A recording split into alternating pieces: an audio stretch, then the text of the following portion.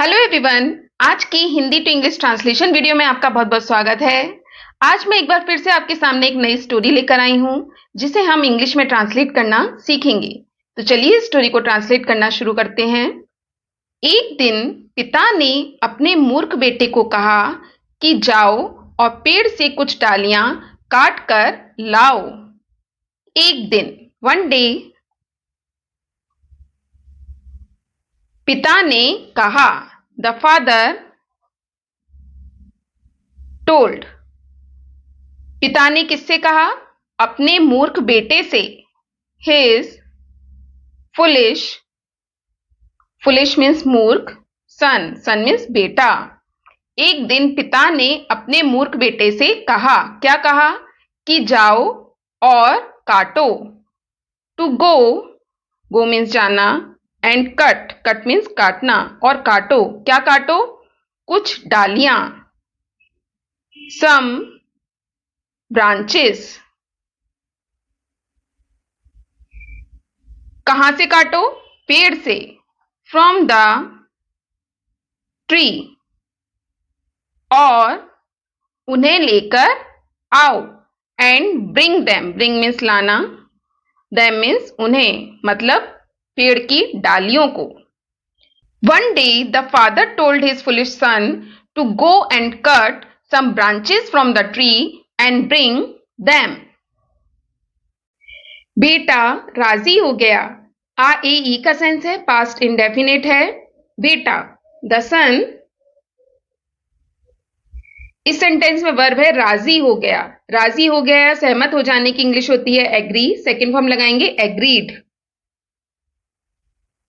The sun agreed, बेटा राजी हो गया। वह एक कुल्हाड़ी लेकर जंगल में चला गया। वह, ही, वह चला गया, चले जाने की इंग्लिश होती है गो। सेकेंड फॉर्म लगाएंगे went.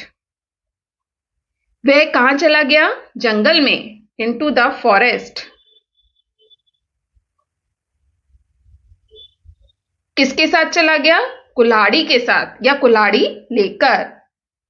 With an axe, axe means कुल्हाड़ी। He went into the forest with an x.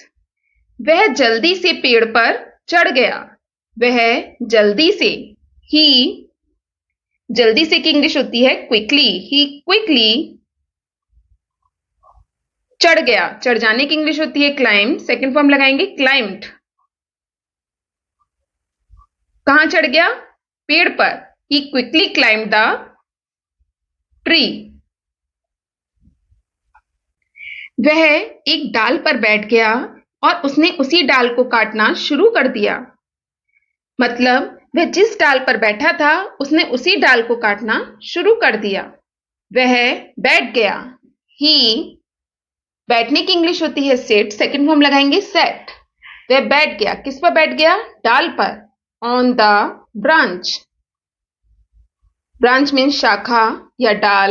और शुरू कर दिया, शुरू कर देने की इंग्लिश होती है स्टार्ट। सेकेंड फॉर्म लगाएंगे started.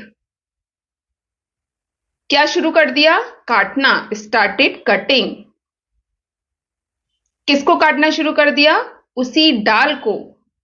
The same branch, the same branch. He set on the branch and started cutting the same branch. तभी एक ज्ञानी उधर से गुजर रहे थे या गुजर रहा था। तभी, just then,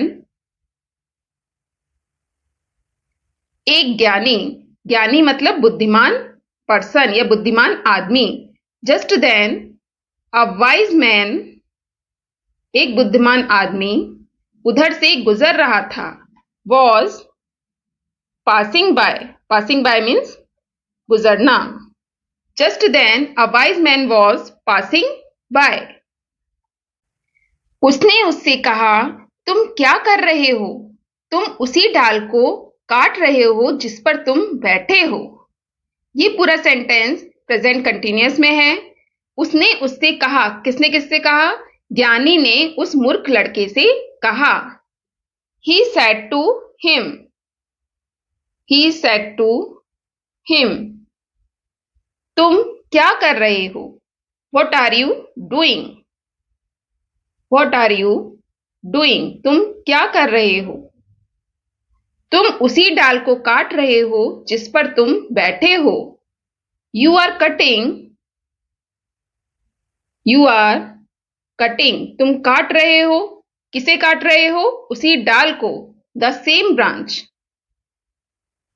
You are cutting the same branch. जिस पर तुम बैठे हो। On which. जिस पर तुम बैठे हो। You are sitting. You are sitting. He said to him, What are you doing? You are cutting the same branch on which you are sitting. तुम अवश्य ही गिर जाओगे। You will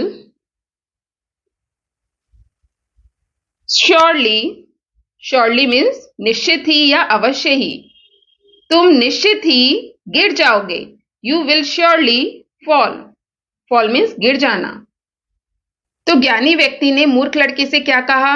What are you doing? You are cutting the same branch on which you are sitting. You will surely fall. लड़का जल्दी से नीचे उतरा और उस आदमी से कहा। लड़का ज्ञानी व्यक्ति की बात सुनकर जल्दी से पेड़ से नीचे उतरा और उस ज्ञानी व्यक्ति से कहा। लड़का जल्दी से नीचे उतरा। The boy जल्दी से क्विकली नीचे उतरा। नीचे उतरने की इंग्लिश होती है गेट डाउन। सेकेंड फॉर्म लगाएंगे गॉट डाउन। और उस आदमी से कहा। Said to the man. क्या कहा? आप बहुत बुद्धिमान प्रतीत होते हैं। मुझे भी बुद्धिमान बनना है या मैं भी बुद्धिमान बनना चाहता हूं। प्रेजेंट इंडेफिनिट है। आप बहुत बुद्धिमान प्रतीत होते हैं। यू प्रतीत होने की इंग्लिश होती है सीम। You seem. आप क्या प्रतीत होते हैं? बहुत बुद्धिमान। Very intelligent. You seem very intelligent. मैं भी बुद्धिमान बनना चाहता हूं। आई वॉन्ट मैं चाहता हूं। क्या चाहता हूं? बुद्धिमान बनना। To become intelligent. Too I want to become intelligent too. मैं भी बुद्धिमान बनना चाहता हूं। फिर उस ज्ञानी ने उस मूर्ख लड़के को कुछ अच्छी शिक्षाएं दी।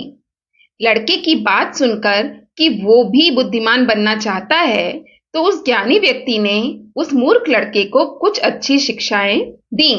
फिर देन उस ज्ञानी ने द वाइज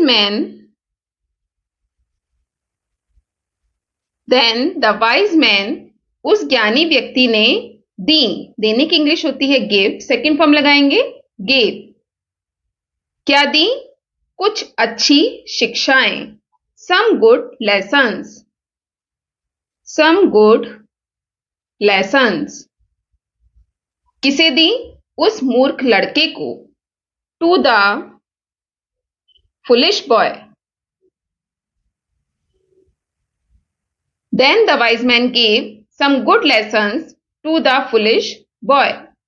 लड़के ने ज्ञानी की बातों को ध्यान से सुना। लड़के ने सुना। The boy सुनने की इंग्लिश होती है listen। सेकेंड फॉर्म लगाएंगे listened। लड़के ने सुना। कैसे सुना? ध्यान से केयरफुली। किसकी बातों को? ज्ञानी की बातों को। To the wise man. To the wise man's word. लड़के ने ज्ञानी की बातों को ध्यान से सुना। The boy listened carefully to the wise man's word. Words आएगा बातों को। Wise man's words. और भविष्य में समझदार बनने का वादा किया। और वादा किया, वादा करने की इंग्लिश होती है प्रॉमिस, सेकंड फॉर्म लगाएंगे प्रॉमिस्ड, एंड प्रॉमिस्ड और वादा किया, किस चीज का वादा किया? समझदार बनने का, टू बी वाइजर, समझदार बनने का वादा किया, and promise to be wiser, कब बनने का? भविष्य में, in future. The boy listened carefully to the wise man's words and promised to be wiser in future. तो दोस्तों ये थी आज की स्टोरी। आई होप आपको ये स्टोरी अच्छी लगी होगी। अगर आपको ये स्टोरी अच्छी लगी हो, समझ में आई हो, तो प्लीज इस वीडियो को लाइक और शेयर जरूर कीजिएगा। चैनल पे नए हैं तो सब्सक्राइब जरूर कीजिएगा। Thanks for watching. Have a nice day.